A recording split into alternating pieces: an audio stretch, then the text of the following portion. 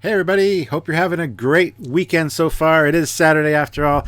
I'm Captain Foley. And I'm Commander Cockins, and we are shepherding you into some good Trekyards. Literally and figuratively. Why? Why are you starting with the dad jokes? You're not even a dad yet. The dad jokes are in my department. Well, you had such a normal, nice, pleasant intro. I thought I would do the joke for once. That's awesome. That's cool. Thank you. Takes that load off my shoulders. Today, guys, we are looking at something very interesting. Eagle Moss has released a scale for the Shepard class ships, the USS Kerala. Yep, sounds about right. And we're going to be taking a look at that compared to the TOS Connie scale. In comparison to everything, yeah. So it's funny, they announced they had Shinjo is number 1, Discovery is number 2 for their issues, I believe, and their number 3 is meant to be Bird of Prey, and they released their front cover, which had episodes on it because that was revealed, and they decided we're going to swap that around. So now it's this ship, and now we have the front cover for it. And I got to say, I love this design. Yeah. I actually mentioned this in my Eagle Moss review that we did that I did for the Shinjo. That I love this design, and I hope they come out with it. And here it is. So, yeah, yay. It's a very nice upside down Shinjo. And don't forget, guys, if you're interested in Eagle Moss ships, you can click the link in our description. Head on over there and check it out. If you use the code Trekyards, you get 10% off every order of $60 or more. And they do notice, so please do go and use that. So yeah, the second picture is obviously issue 3. Nice bit of CG, and it's nice to use things clearly well lit, because that was a big problem with Discovery. Yeah. And we can see now the revealed 505.5 meters in length. That is the scale, and there is renders. First reaction to the scale? Yeah. It's a little ridiculous. I just wanted to say something first real quick. Sure.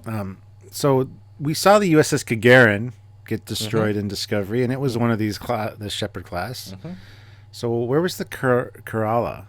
Is it coming out in season 2? Anyway, the scale seems a little off to me if I know my math, which I don't because I wasn't very good at math. But it's like twice the length of the Constitution class. Yes, we're in a difficult situation here because we have both sides, both camps. One saying, "Shut up! Of course it's a reboot, visual reboot. Get over it. The Prime doesn't exist anymore. We get it." And the other half saying, "Why are you letting them do it? Why are you being positive? It's obviously breaking all the rules. It's not Prime canon." So that's annoying because we have to say both in every video because otherwise one side or the other hates us, and we're just here to explore what is being shown. So once again, the Prime timeline canon show of Discovery, where we know the canons that exist. So the next picture, Stuart, is the Shepard class in scale with the not around this time because we saw the version of Discovery in this time, but the 10-ish years ahead, more advanced version of the Enterprise Constitution class 1701, the not biggest, I never said that, but best-ish, most well-rounded ship of the fleet at the time. This is 10 years before, we don't know how old the Gagarin, the Shepard class is. Thoughts, Stuart?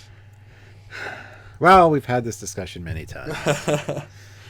And it's always been said over the years that a lot of people think Star Trek ships are too small. Basically the original Constitution class was the length of an aircraft carrier, because Gene just equated it to that. When he came up with the ship idea, him and Matt Jeffries. So, I get it. I really do get it, because you look at a ship that size and you go, it's not that big. It really isn't. But, and I do kind of like the scale of the new Discovery ships to make up for that kind of. But since they've been doing it since the beginning, no. I don't know. I think spaceships should be a little bit bigger, but we've had 5 series of ships of different eras and many movies, many comics, many games, many.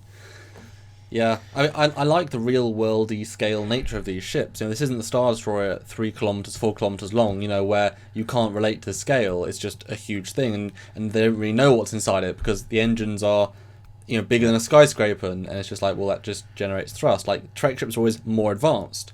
They fit a lot into very little. That's their thing, and it's more relatable, especially the Connie to a submarine. It's very compact, very neat, very whatever. And obviously Discovery ships, just the internals alone, are all bigger.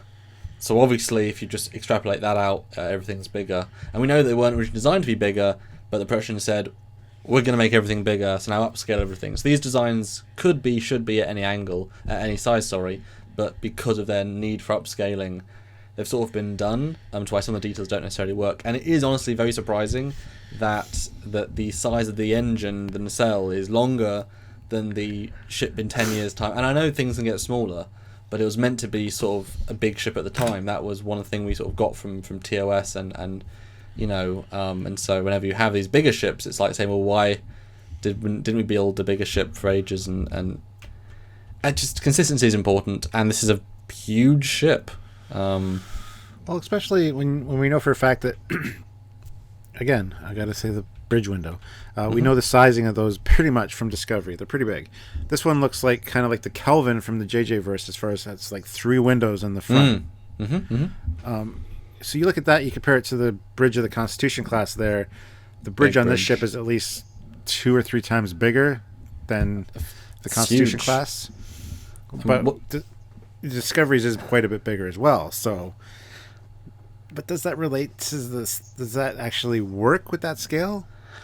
I think there's a reason we never saw the insides of any other ship, but beyond the 2. Every time we saw another ship fly in, they always either commed over or did audio. Normally in old Trek, you'd actually see a view screen shot and you just redo the background or use your Enterprise A bridge and repurpose it. But it didn't want to worry about designing or scaling or any of the other ships. So I don't think we'll ever see the insides of one of these ships, the bridges. But yeah, because that's a big bridge, and we know the Constitution class had a very efficient bridge at the time. What's all this extra space for? Again, things get smaller with progression, but there is an Enterprise at this time. Both one that's bigger because Discovery upscaled the Enterprise, but then is this still canon? Oh, is it retcon? Is it Prime? Is it not Prime? Does the Discovery of the Enterprise of Discovery turn into this Enterprise in 10 years? Well, it's meant to in every historical record of every Enterprise of every ever. So everybody go jump in the comments and complain that we're complaining about Prime Timeline. It's not complaining, it's just having a discussion.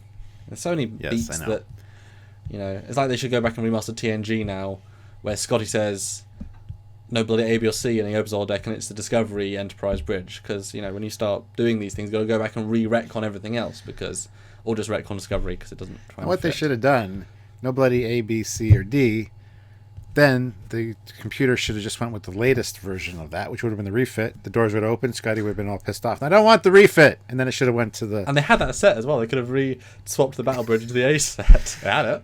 That's another discussion for another day, but I thought that'd be so funny. But yeah, basically huge ship, huge crew, huge nacelles, a big bulk in technology from NX to this, back down to Connie, if we still consider the Constitution class canon, because that's now the question. Is the Constitution class now canon? The actual one and the actual scaling. The next picture shows the side view, and again, you can never just relate something to the top view because things can be very, very flat. So this does provide a different perspective to it. Yeah, it almost seems like the main bulk of this ship is, of course, the saucer. So there's quite a bit of room in there.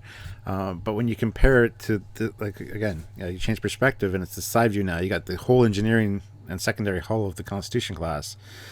The internal volume would be on par, if not a little more, for the Constitution class based on this sizing, in my opinion. But then you go back to the top and you see how the saucer's is now 1.5 times bigger. So it's now But yeah.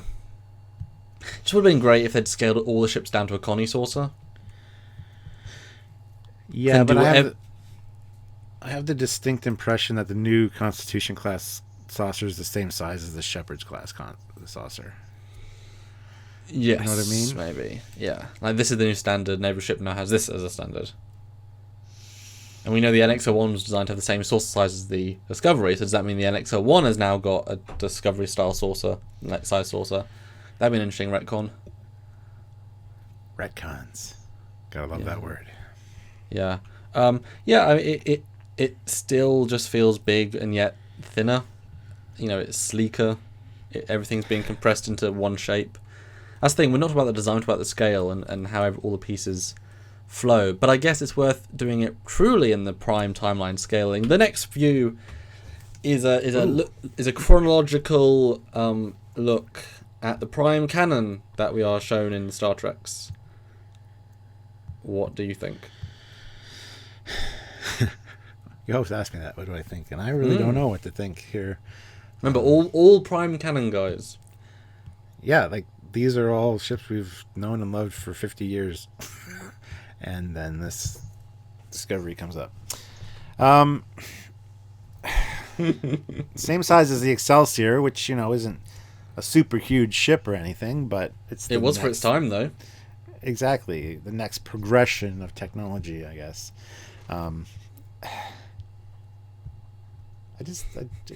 It's such a nice looking design, this Shepard class. Just make it the same size as the Constitution class, and I'd be totally on board. I mean, yeah, it might have a different purpose, blah, blah, blah, I get it, but... The Kelvin was hard enough to try and force a reason in. I know, because that was on an unchanged timeline, apparently.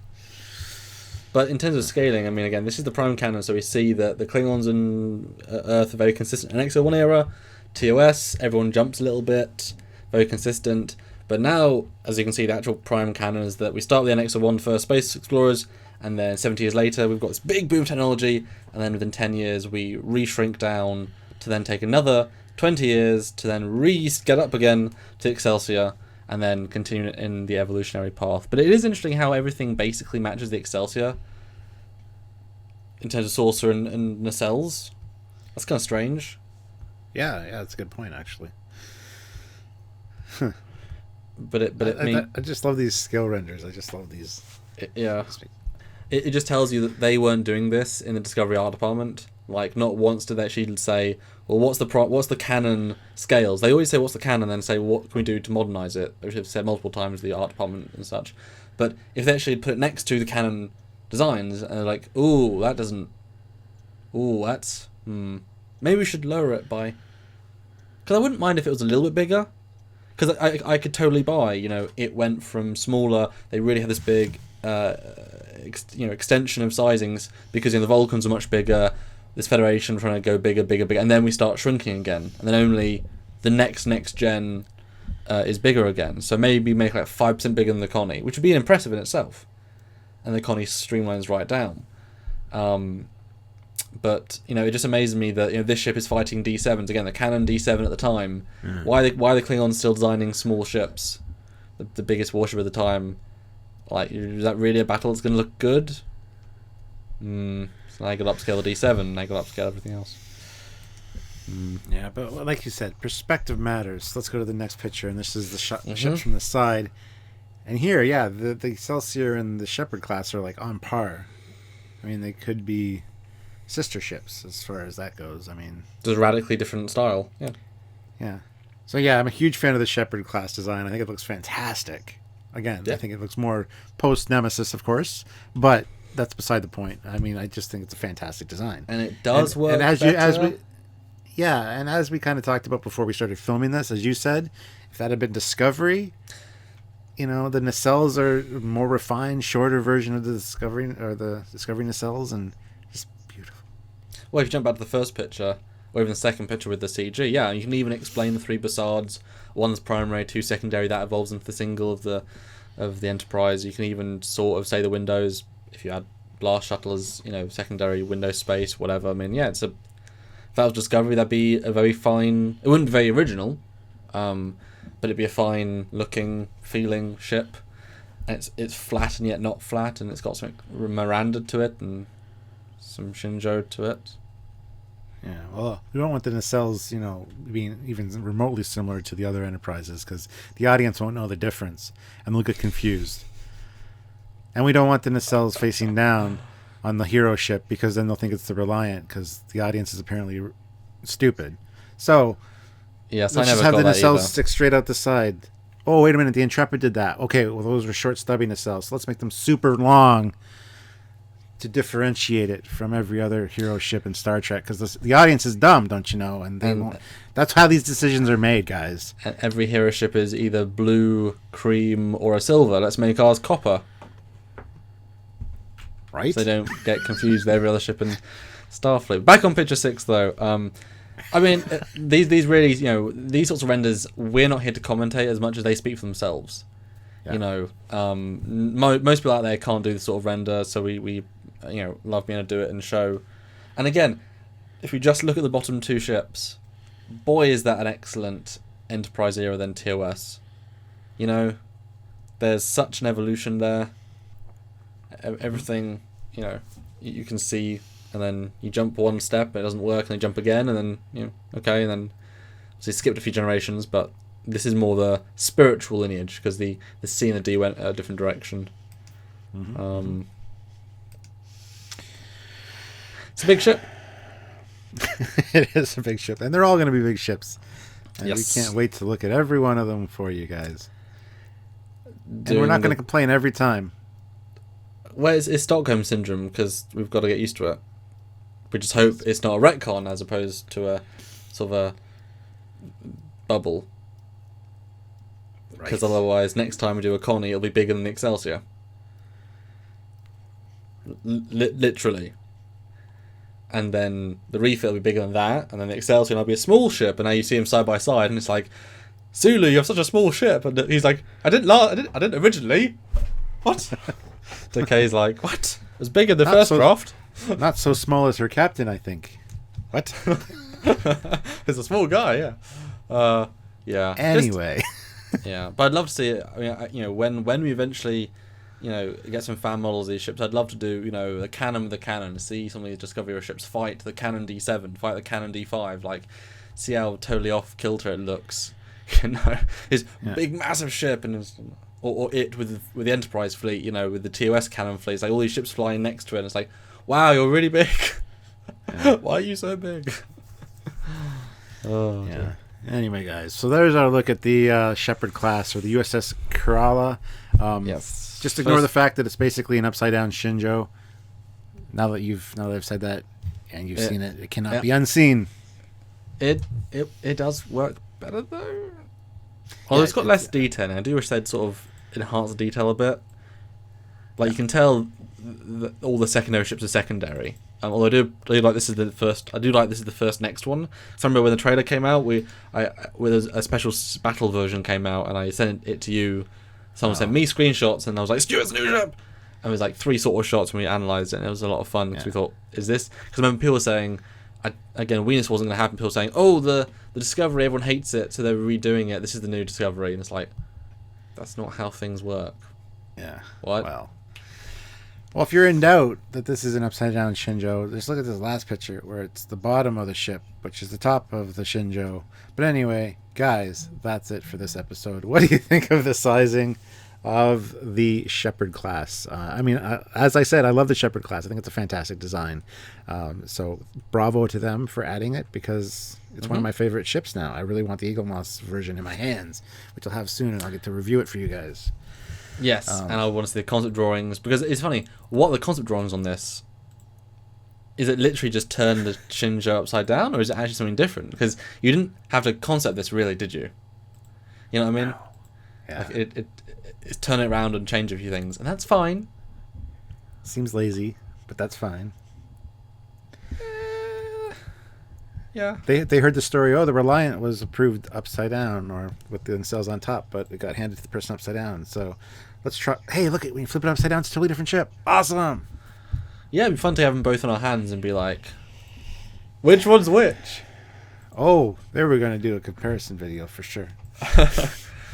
Anyway, guys, what do you think of this new sizing? What are your thoughts on the Shepard class? Is it one of your favorite ships? Because it's really cool. Put comments down below. And as always, like the video, subscribe to the channel, and don't forget to join us on Facebook and all of our social media, Instagram, Twitter, all that, because we like twittering and Instagramming and things occasionally.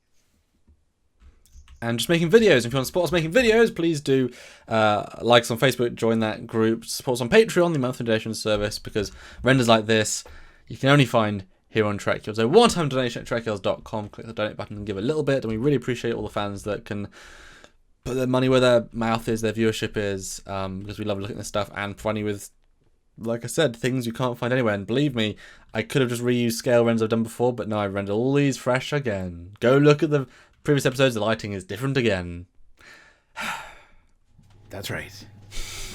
So until next time, guys, I'm Captain Foley. And I am Commander Coggins. See you soon. Bye, guys.